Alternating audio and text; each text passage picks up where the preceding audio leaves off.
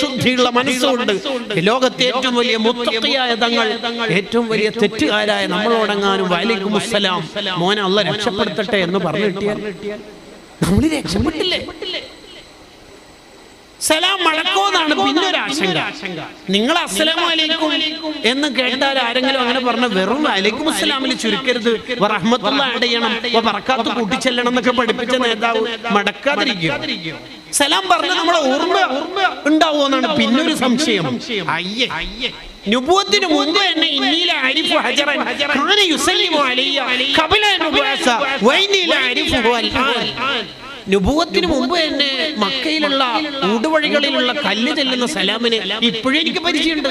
സലാം ചെല്ലിയ കല്ലിനെ മെമ്മറിയിൽ സേവ് ചെയ്ത നേതാവിനെ ഉമ്മത്തിന് എങ്ങനെ സേവ് ചെയ്യാതിരിക്കും?